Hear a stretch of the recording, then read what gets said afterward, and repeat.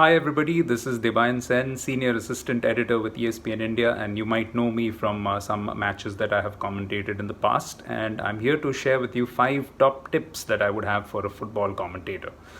Now bear in mind that having done a lot of multi-sport across a lot of media, all these tips will also be applicable for people doing other sports and in other media rather than just say television or radio. So make sure that you pass it around because it might be just of use to somebody else.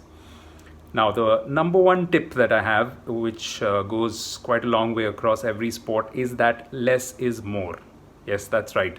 It's very important to say exactly what is required during commentary. You need not go completely into details, and you need to be flexible with the way that you treat this particular maxim, because obviously television has a different requirement from radio. On radio, you have to be a lot more descriptive. On television, you have to support the pictures that are visible on screen.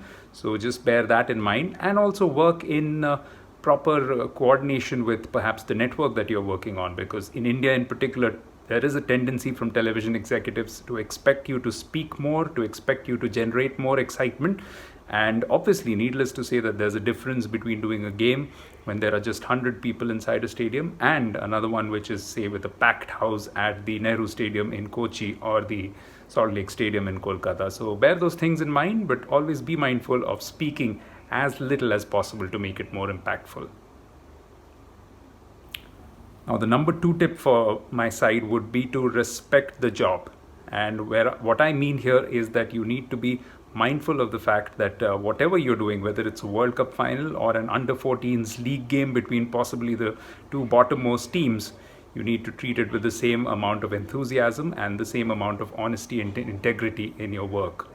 So always just bear that in mind and treat it with seriousness, do the same amount of preparation and treat it with the same amount of energy when you're out there, because no matter what kind of match it is, remember that there's always somebody watching and there's always somebody who's a lot of things depend on that particular broadcast that you are associated with.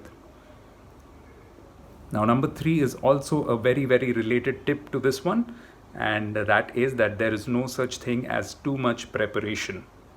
And here I'll quote from you, or rather give you the examples of some of the best people in this medium, and they are the ones who have always invariably been the most well prepared. You would also have seen in the recent lockdown a lot of social media updates from a lot of your favorite commentators, and what you'll always notice is the kind of descriptive, very, very in-depth notes, handwritten notes that they typically prepare for every match.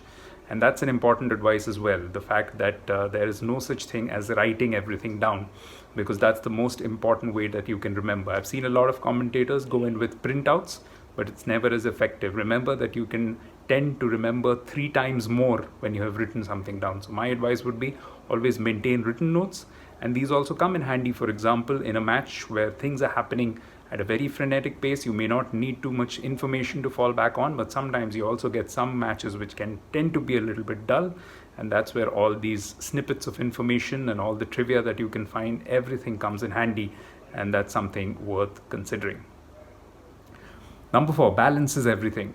And balance is quite essential as a commentator, because you have to remember that you have to respect the job, you have to respect the players, you have to respect the opposition. Never let your internal biases come into the picture. So you might be a fan of a particular player, you might be a fan of a particular team, but never let that reflect in the way that you call a game. Always be as objective as possible. Always view it as from a distance as possible. Take away your fandom, and if somebody plays well, then appreciate that. If somebody doesn't play well, and if you need to, do criticize, but make it constructive criticism.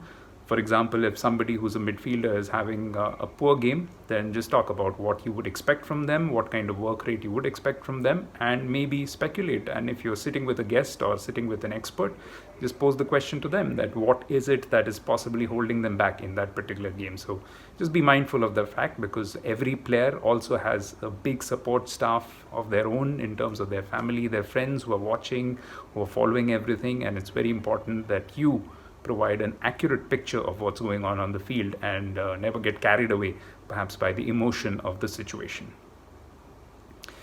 Number 5 is a pretty simple tip, but this is a very important one. Above all, have fun. I'll tell you something anecdotal from my career when I was a commentator, and something that I noticed two things, in fact. The first one was that sometimes when I went to work wearing formals, then I found myself just being a little stiff when I was commentating. And as a result, I experimented a bit, and what I did was the next time around, I just went in t-shirts and shorts. And I found that I was a lot more natural because I was a lot more relaxed. So body language is very important from your perspective. If you're not likely to appear on screen, then I would always suggest go in as much comfortable clothing as possible, because it will help you enhance the organic nature of your commentary. And the other part of it is also that you need to be as smart in terms of using everything that you have at your resource. For example, what happens nowadays is there's a lot of off-tube commentary, what we call, because you sit in front of a screen and you do the commentary. So it's very important sometimes to just make sure that you energize yourself by standing up from time to time. It's not a bad idea, and in fact, to stand throughout the 90 minutes, if you ask me. And another point I wanted to make was that while it is important to prepare, sometimes it's also important just to be prepared for the worst case scenario. So delving into my experiences, what I would sometimes do is sometimes I would go into a game completely blank. And it would help because I would already have done my preparation. I would know a lot about the players involved, and it would just help me be a little bit less structured and a little bit more, what one might say, improvisation oriented as a commentator. So these are some top tips, but make sure that you just observe everything that you can from your favorite commentators around the world in sport. Try and understand the medium, try and understand television, try and understand radio. When something happens, just figure out why this might come next. For example, if you're watching a match, then figure out that when a chance happens, which are the replays which will immediately likely follow that.